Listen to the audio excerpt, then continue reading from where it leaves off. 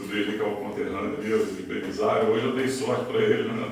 Toninho, sorteei, ele ganhou o brinde aí. Sinta-se em casa, sejam bem-vindos todos vocês. Mais um dia dessa semana de oração, onde nós vamos traçar o percurso de Cristo durante essa semana, até nos últimos minutos que ele esteve na cruz. Mas antes de falar o que Jesus fez nesse dia, durante a semana que ele esteve aqui no mundo, eu gostaria de comentar com vocês algumas curiosidades do nosso mundo atual.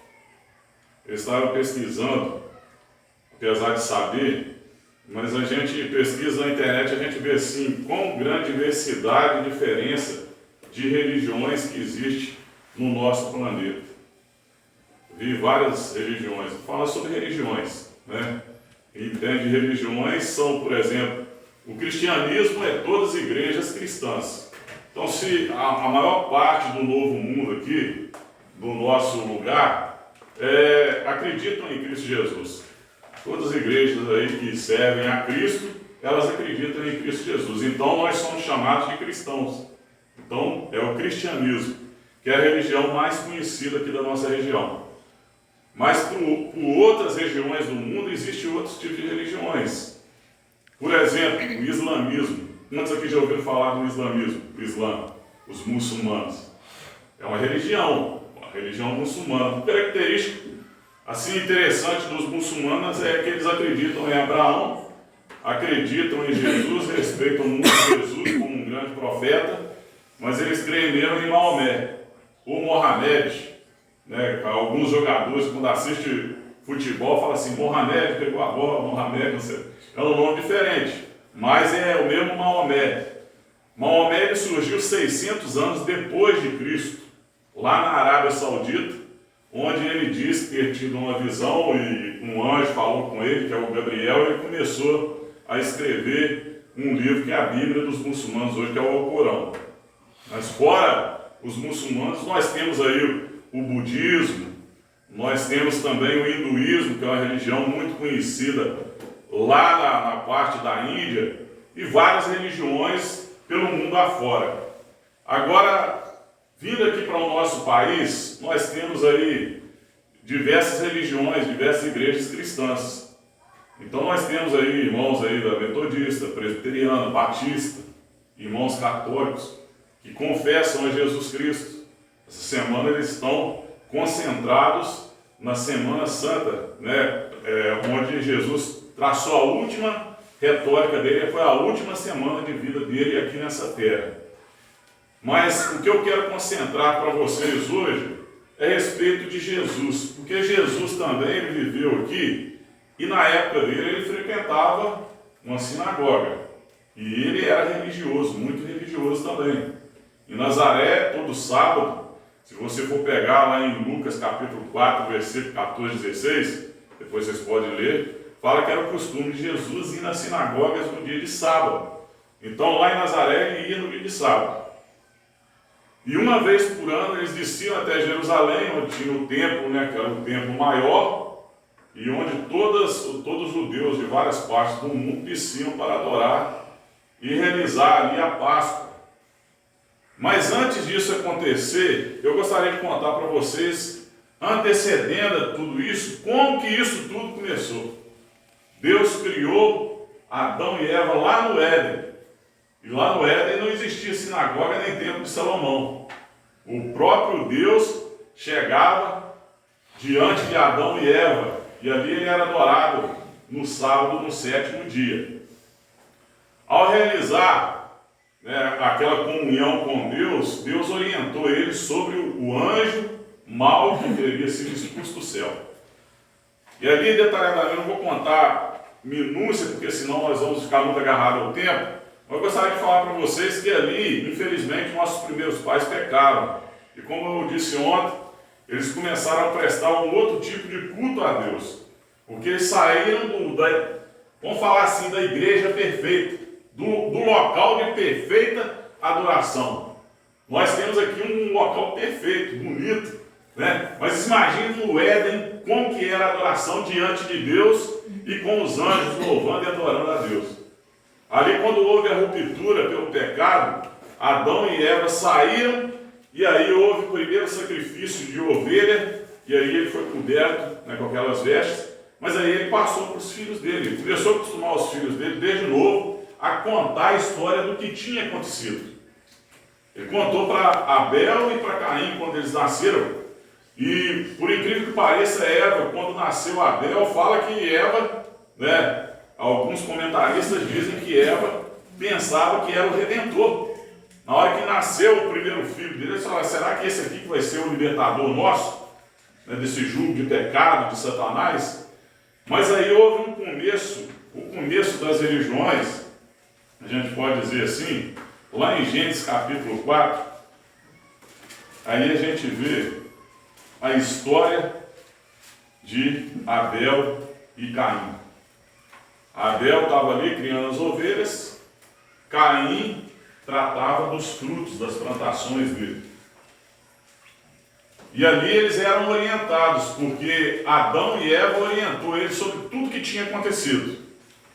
E aí eu imagino, qual será que era a religião dos dois filhos de Adão e Eva? Porque eles tinham que ter orientado os dois sobre o que aconteceu e como servir a Deus. Então ali houve orientação. Adão, fala a Bíblia que Adão viveu 930 anos. Você imagina só, eu falei outro dia aqui, o Brasil tem 500 anos.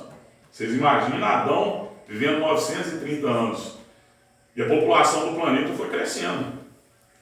E você acha que Adão ficou quieto? Será que Adão era omisso de não falar a história verdadeira? Não, Adão falava, falou para os filhos dele, ó, o que aconteceu foi isso. Porque eles não tinham Bíblia. Eles não tinham igreja organizada igual nós temos, mas Adão passava para Abel e para Caim. Mas infelizmente, o nosso inimigo maior, o pior inimigo do homem, que é Satanás, foi lá e tomou Caim de inveja.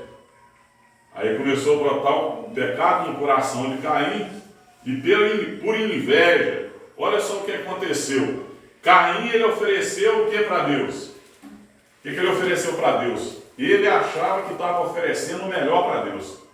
Ele cuidava dos frutos, pegou o fruto melhor e foi levar para Deus. No capítulo 4, vocês vão ler essa história, eu vou me adiantar aqui, porque se eu for ler todos os versículos, aí vai ficar meio cansativo, vai demorar mais. Mas a história todos conhecem. Caim pegou o melhor do fruto, foi lá, Senhor, ó, eu te trouxe isso aqui, ó, o melhor fruto que eu tinha lá, suado, trabalhei o dia inteiro, escolhi isso aqui, é o melhor para ti. E Abel, criador, pastor de ovelhas, pegou aquela ovelhinha, mas aquela ovelhinha saudável, pegou e fez um sacrifício da ovelha e levou para Deus. E a Bíblia diz que Deus aceitou qual oferta? Os frutos melhor ou a ovelha morta? A ovelhinha. E por quê? Porque naquele momento cresceu uma inveja no coração de Caim e falar assim, nossa, eu ofereci o meu melhor para Deus.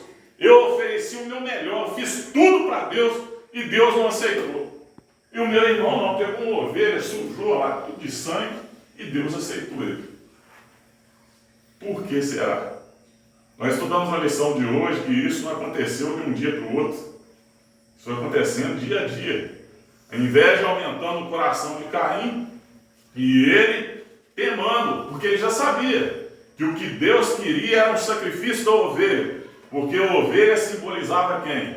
Jesus que Cristo viria. Jesus. E a Bíblia fala assim, sem derramamento de sangue não há o quê? Remissão de pecados. E aí eu quero dizer para você já imaginou? Jesus morreu na onde? Na cruz. Mas você já imaginou contar a história de Jesus de outra forma? Vamos supor que Jesus estivesse numa carruagem se acidentada e morrido de morte acidental. Ou morte natural. Seria a mesma coisa para sacrifício nosso? Não. Porque a Bíblia fala assim, sem derramamento de sangue não há remissão de pecados. Por isso que Jesus teve que derramar sangue. Isso é bíblico. Ele derramou a vida para poder resgatar você. Amém. E a ovelha de Abel simbolizava que Jesus ia vir para morrer no nosso lugar. E os frutos de Caim tinham sangue? Não tinha. Era o melhor, mais bonito, mas não era o que Deus pediu. E assim é na nossa vida. Às vezes, o versículo que eu falei ontem, há caminhos que parecem direito aos olhos dos homens, mas no final é caminho de morte. Às vezes parece que eu estou oferecendo para Deus é o melhor e não é. Não é o que Deus pediu. Posso fazer, às vezes, muitas coisas que, ao meu parecer, parecem boas para Deus, mas às vezes não vai ser. E a gente vê aqui que na Bíblia, na palavra de Deus, você vê aqui que Deus foi e repreendeu Caim. E você acha que Deus repreendeu Caim para quê? Para o mal dele? Não. Deus chegou e repreendeu Caim e falou: você fez uma coisa errada. Onde está o teu irmão? Aí, sou eu o guardador do meu irmão? Deus chegou e repreendeu. Ninguém gosta de repreensão, eu não gosto de repreensão. Mas Deus repreendeu para o bem de Caim. Se ele tivesse escutado a Deus, ele teria tomado um caminho melhor. Nós, como seres humanos, nós nascemos egoístas. Eu vou contar uma história para você que é até interessante. Vocês, não sei se vão concordar comigo, porque eu tenho 2 meninos. Mas a criança, quando ela nasce, o ser humano, quando nasce, eu acho que as primeiras palavras que a criança aprende é a falar o quê? Quando ele pega alguma coisa, ele fala o quê? É meu. Já notou isso? A criança pega e fala assim: é meu. O ser humano é egoísta por natureza. E Caim, ele era egoísta também. Eu faço do meu jeito. Eu faço o que eu quiser. Não vou fazer o que Deus pediu. Eu estou oferecendo o melhor. Se ele quiser, problema dele. E aí Deus rejeitou. Mas Deus pediu que sacrifício, e todos aqueles que obedeciam a Deus, porque houve outros depois de Caim, que não ofereceram frutos. Que ofereceram o quê? Sacrifício. Vocês lembram da história de Abraão? O que Abraão fez? Chegou 3 homens antes de destruir Sodoma e Gomorra. O que Abraão fez? Ele fez o quê? Ele fez um sacrifício. Olha só, ele poderia ter falado assim: olha, já que Caim ofereceu o melhor do fruto, eu vou oferecer melhor de outra coisa. Mas por aí você vê Abraão seguindo o mesmo passo de quem? De Abel. Abel foi orientado. Noé foi orientado. Quando você lê aqui, por exemplo, em Gênesis capítulo 6, versículo 8, a gente fala sobre graça. A gente fala sobre graça. A maioria das igrejas, até a igreja adventista, fala a graça de Jesus. Mas no Velho Testamento já existia a graça? Vamos ver aqui, ó. Gênesis capítulo 6, versículo 8, fala o quê? Fala que, porém, Noé achou o quê? Graça. A graça de Cristo já existia antes mesmo da morte dele. Noé achou que graça diante de Cristo. Deus aceitou Noé, porque Noé foi um homem o quê? Obediente, temente a Deus.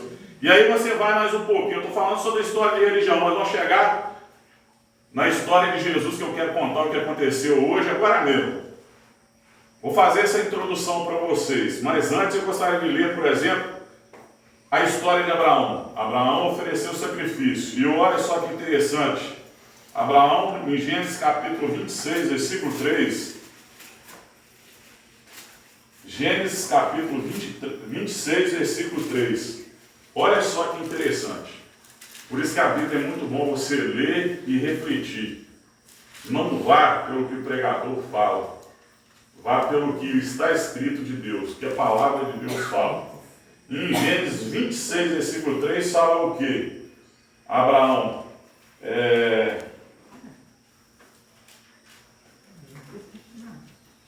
Gênesis 26, versículo 3. Deus falando com Abraão, falou assim, ó: habita nela e serei contigo e te abençoarei, porque a ti e a tua descendência darei todas essas terras e confirmarei o juramento que fiz a Abraão, teu pai. Esse é Isaac, né? Isaac, o filho de Abraão, seguiu também, eu estou lendo um versículo adiantado aqui, porque Isaac, ele também seguiu os mesmos passos do quê? Do pai dele. Ele fez o quê? Ele quase foi vítima de um sacrifício. Abraão, pela fé, pegou o filho dele e levou no Monte Moriá. Para quem não sabe onde é o Monte Moriá, Abraão pegou o único filho que ele tinha, levou lá no Monte Moriá. O Monte Moriá é lá em Jerusalém. Fala que depois até Davi comprou aquele monte onde foi construído o quê? O templo de Salomão. Mas até aí nós vemos o sacrifício e a obediência dos servos de Deus, que seguiram do lado de Deus, num tempo onde não havia placa de igreja. Havia sim obediência. E aí eu vou começar a contar aqui, acelerar mais um pouquinho para vocês, porque daquele, de Abraão, de Isaac e de Jacó, foi chamado o que? 12 tribos. Os 12 filhos de Jacó formaram 12 tribos de Israel. Uma multidão que foi o quê? Foi escravizada pelos egípcios. E dali surgiu um povo de Israel que foi chamado por Deus. E aí eu queria ler com vocês em Êxodo, capítulo 25, versículo 8 e 9. Hoje tem bastante versículo para ler, mas eu vou acelerar aqui Êxodo. Eu não vou falar igual a irmã ali, amém, não, porque senão não vai dar tempo para vocês procurar, mas vou ler para vocês. Êxodo, capítulo 25, versículo 8 e 9, fala assim: e me farão um santuário para que eu possa habitar no meio deles, segundo tudo que eu te mostrar para modelo do tabernáculo e para modelo de todos os seus móveis, assim mesmo o fareis. Então, Deus chamou Moisés e falou assim, ó, o povo está desorganizado aqui no meio do deserto, não tem nenhuma igreja, não tem placa de igreja, nós não temos aqui um pastor formado no seminário, nós temos aqui Moisés, é você. Então, o que eu quero de você? Eu quero que você me faça um tabernáculo, um santuário, uma tenda, onde Deus iria o quê? Morar no meio do povo. E Deus morou no meio do povo ali através do Shekinah, porque o povo de Israel, no deserto, é muito quente de dia e muito frio de noite. E o que acontecia? O próprio Jesus, ele de dia, ele formava uma sombra, uma nuvem, para que o povo de Israel não se queimasse do sol, e de noite era uma coluna de fogo que acompanhava o povo de Israel. Se aquela coluna levantasse e fosse para uma região, o povo ia acompanhando. Se a nuvem ali levantasse e falasse assim, ó, hoje o povo de Israel vai lá para Berizar.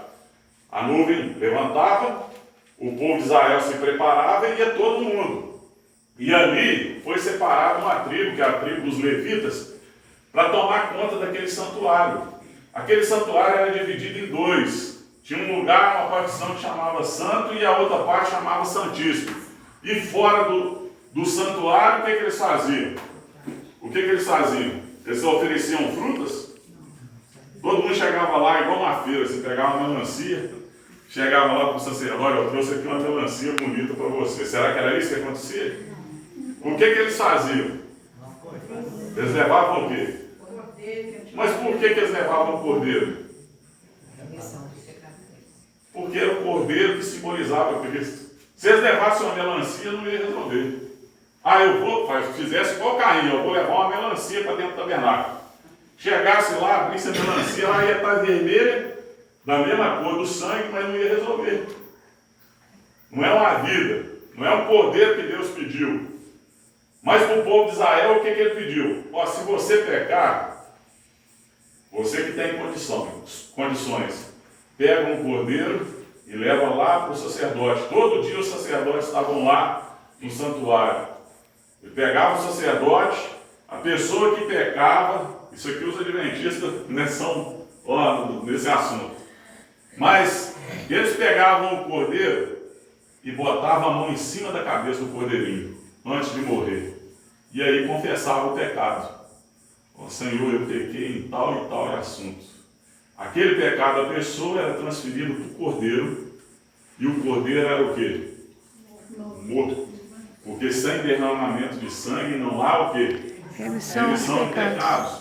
O sacerdote pegava aquele sangue, espargia ali na ponta ali dos altares, E ali, uma vez por dia, aí os sacerdotes eram incumbidos de ver o candelabro que tinha a luz dentro do santuário, aquela luz acesa por Deus. Alguns aqui recordam, por exemplo, quando Nadab e Abiú, que eram sacerdotes, o que eles fizeram? Eles começaram a tomar, né? Vamos tomar aí uma bebida mais forte aí, embriagar. Começaram a ficar meio bêbados, trocaram as pernas, e aí pegaram um fogo estranho, que fala um fogo estranho, e foram, acendeu o fogo lá dentro do santuário. E o que aconteceu com eles? Eles morreram na mesma hora. Porque aquele não era um fogo aceso por Deus. Você via que o santuário era bem organizado. No santo tinha o candelabro, tinha os pães da mesa de preposição, que aqueles pães simbolizavam quem? Bom, vamos para o candelabro. O candelabro tinha luz ali dentro. O que Jesus falou que ele era? A luz o quê? Do mundo. Então quer dizer, olha só como que era interessante o tabernáculo. O cordeiro simbolizava quem? Jesus que ia morrer. O candelabro que tinha dentro ali do lugar santíssimo representava quem? Jesus, a luz do mundo. Do outro lado tinha os pães que chamavam pães de preposição, sem fermento. Aqueles pães representavam quem? Jesus, o pão da vida. E mais à frente tinha um incensário que eles botavam incenso, que Deus tinha passado a receita para eles. E subia aquele cheiro suave representando o que? As orações dos santos. Eles só podiam entrar ali durante o ano, só até aquela parte. Mas no lugar santíssimo existia o quê? Ali estava a Arca da Aliança. Alguns aqui já até assistiram aquele filme Indiana Jones, Os Caçadores da Arca Perdida. Já viram? Alguém aqui já viu aquele filme? Indiana Jones, Os Caçadores da Arca Perdida? De qual arca estava falando aquele filme? A Arca da Aliança. Porque ninguém sabe quem escondeu ou aonde está aquela arca. E dentro da Arca da Aliança estava o quê? Tinham 3 coisas. Estão recordando aí?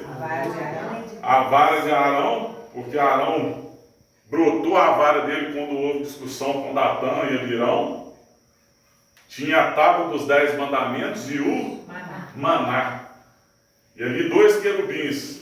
Uma vez por ano, o sumo sacerdote, para todo o povo, fazia intercessão por todo o povo de Israel, porque o tabernáculo era montado no meio e as 12 tribos montavam as barracas. Cada tribo montando no seu lugar, 3 do lado, 3 do outro, 3 ao norte, 3 ao sul. E uma vez por ano o sumo sacerdote entrava ali e fazia intercessão por todo o povo. E quando fazia intercessão, todo mundo ficava do lado de fora, assim, com expectativa. Expectativa de quê? Expectativa do Shekinah. Porque o próprio Deus descia. E aí a glória de Deus era vista por todo o povo. E é como se Deus tivesse aprovado o perdão para todo mundo. E eles faziam uma festa. E ali começou a religião judaica. Só que esse santuário, com o pessoal no deserto, andando no deserto com o tempo, né? Ali no templo, eles chegaram lá em Israel, e aí eles montaram o tabernáculo num lugar que chamava Siló. Você já ouviu falar de Siló? Siló, uma cidade, um lugar bem conhecido na Bíblia, onde Samuel esteve. Ali foi montado o tabernáculo ali em Siló, e ficou por um tempo, até Davi ficar incomodado, porque Davi falou assim: olha, eu tenho casa para mim, eu tenho um casarão, eu sou rei. O Senhor me abençoou. Agora eu preciso fazer uma casa para Deus. Aí Deus falou: você não vai fazer essa casa porque você derramou muito sangue. Quem vai fazer essa casa vai ser o teu filho. E aí ficou incumbido de Salomão montar o templo de Salomão. E aí houve um impacto na religião judaica. Ali todo o povo ia ali adorar a Deus. Aí vocês remontam à época de Jesus, quando ele foi a Jerusalém. Porque ele foi lá no templo, que tinha sido restaurado já. Salomão fez um templo magnífico. Eu estive lá em São Paulo, não sei quantos aqui conhecem São Paulo, naquela região ali do Brás, eu e o Wesley. Vamos lá conferir o templo de Salomão feito por... Já foi lá, Marcelo? Nunca foi, não? O templo de Salomão do Edir Macedo. Quando eu cheguei lá, que espetáculo! Oi? A irmã ali já foi. Já foi, irmã? Não, no templo não, já fui lá e vi de longe. Né? De lá de fora, né? Eu não cheguei a entrar no templo, não. Eu fiquei do lado de fora também. Mas é um lugar enorme. E lá do lado do templo de Salomão tem o tabernáculo montado, onde eles explicam algumas coisas ali. Mas aquilo ali é uma réplica. Do templo de Salomão, no templo de Salomão, era uma coisa extraordinária. Ele gastou muito dinheiro, muita riqueza para montar um templo daquele ali, e todos os judeus israelitas vinham ali adorar. Tanto é que quando Jesus chegou para aquela mulher e falou assim, ó, vocês adoram, né, lá em Jerusalém. Aí aquele povo de Samaria estava adorando um lugar errado. Mas haverá um tempo que meus adoradores me adorarão o quê? Em espírito e em verdade. Aquele templo, ele foi destruído por Nabucodonosor e o povo de Israel começou a reconstruir. E é tanta coisa para falar, gente, que a gente for falar, vai a noite inteira. Mas eu quero ler esse versículo lá em Ageu, capítulo 2, versículo 7 e 9, para vocês verem o espetáculo do templo. O templo de Salomão foi erguido, Nabucodonosor foi lá e destruiu o templo.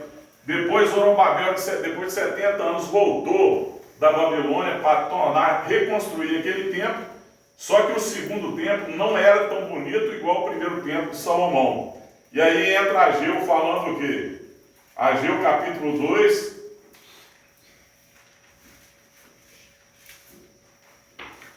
profeta Ageu, um dos pequenos profetas do Velho Testamento, ele fala o seguinte, Ageu capítulo 2, versículo 7 e ao versículo 9. Fala assim, e salva-te, ó, não, estou aqui em Zacarias, 2, versículo 7 a 9. Farei abalar todas as nações, e as coisas preciosas de todas as nações virão. Encherei de glória essa casa, diz o Senhor dos Exércitos. Minha é a prata, meu é o ouro, diz o Senhor dos Exércitos. Quantos não ouviram esse versículo, né?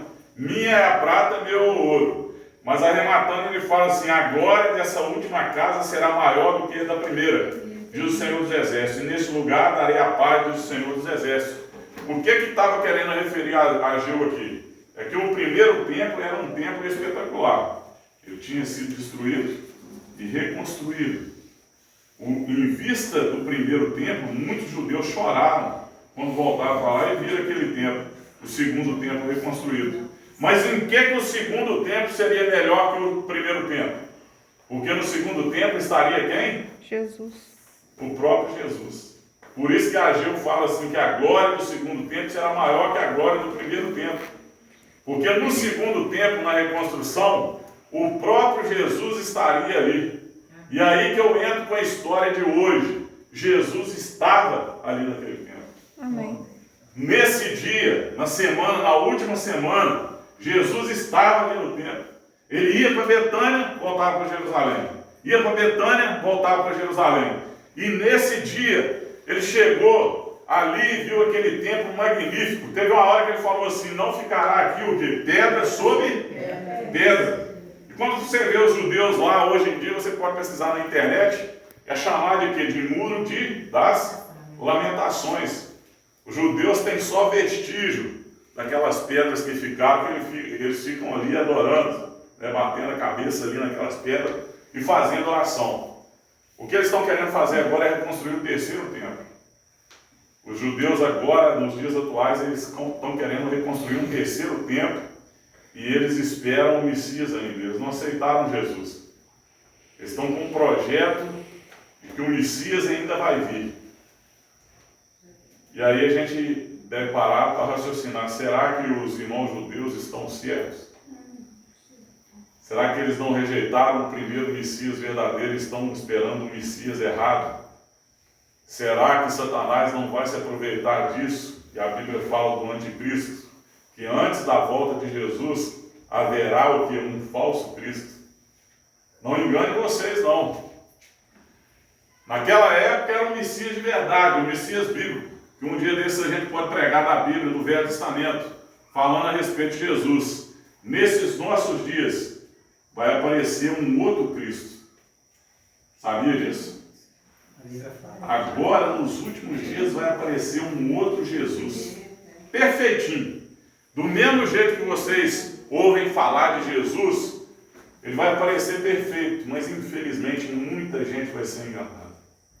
Porque o Jesus que vai aparecer agora não é o quê? Verdadeiro. O verdadeiro Jesus. Porque a Bíblia fala que o verdadeiro Jesus agora ele só vai voltar onde? Nas nuvens, no céu, com poder e grande glória, e acompanhado de milhões e milhões de quê? De anjos. E todo olho verá. E todo olho o quê? Verá. Glória a Deus, amém. Se aparecer um Cristo diferente do descrito da Bíblia, Jesus falou assim, não acrediteis. Satanás ele tem poder para hipnotizar. Se tem um pregador especial, que eu não quero escutar ele, mas ele consegue ludibriar e enganar o ser humano, é o diabo. Vocês sabiam dessa? Se você for colocar Satanás para fazer um sermão, ele faz que é uma maravilha. A gosto dele. Mas quando você chega com os mandamentos de Deus e a fé de Jesus, ele corre. Ele tem um limite dele. E ele infiltra no meio do povo de Deus. Algumas pessoas se enganam que Satanás não trabalha dentro da igreja. Mas ele trabalha dentro da igreja e com, quem sabe, o povo que se chama povo de Deus. Você quer uma ideia disso? Você fala assim, nossa Alex, você não pode falar isso. Posso. Sabe por quê? Jesus estava ali pessoalmente. Quem que acompanhava Jesus?